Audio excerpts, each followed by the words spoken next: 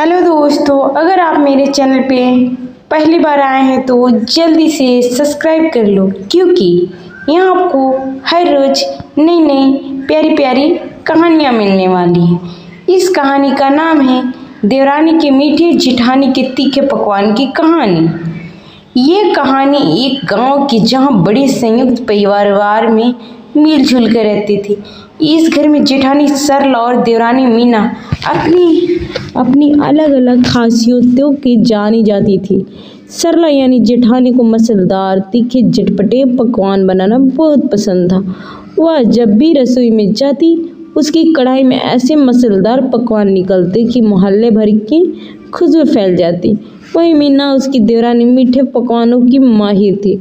उसकी रसगुल्ले, जलेबी, राबड़ी और खीर खाकर लोग उंगलियां चाटते न थकते। एक बार तीज का त्यौहार आया। घर में खूब चहल पहल भी। आंगन में झूले पड़ रहे गए थे। महिलाएं झूला झूलते हुए गीत गा रही थी। तभी सास ने कहा, देखो बहुएं, इस बार तीज भी दोनों अपने अपने हाथों का कमाल दिखाना है। मीना तू मीठे पकवान बना और सरला तू तीखे। दोनों ये बात सुनकर जैसे कुछ चुनौती मिल गई। दोनों मुस्कुरा दी, लेकिन उनके मन में ओड़ में लग गई। अगले ही दिन सुबह से ही रसोई में धूम मच गई। मीना ने दूध के केसर, इलायची डालकर खीर चढ़ा दी। उसके बाद रबड़ी में पकने लगी। फिर वह चटपटे रसगुल्ले और चमचम बनाने में लग गई। साथ ही वह जलेबी का घोल भी तैयार करने लगी। उधर सरला ने बेसन घोल के पकौड़े डाल दिए। फिर आलू के समोसे बनाए। मिर्ची के पकौड़े तो जैसे उसकी शान थे। उसने दही बड़े भी ऐसे मसालेदार बनाए कि खाते भी जीभ झंझनाहट हो गए। मगर असली मजा तब आया जब दोपहर को पूरा परिवार खाने के लिए बैठा। सामने बड़ी बड़ी थालियां सजी हुई थी। एक तरफ मीठे पकवान की लाइन थी, दूसरे ओर रसगुल्ले, जलेबी, खीर, राबड़ी, लड्डू, दूसरी ओर तीखे पकवान, पकौड़े, समोसे, दही बड़े, चटनी और तीखे मिर्ची वाली। सबने पहले सरला के तीखे पकवान चखे।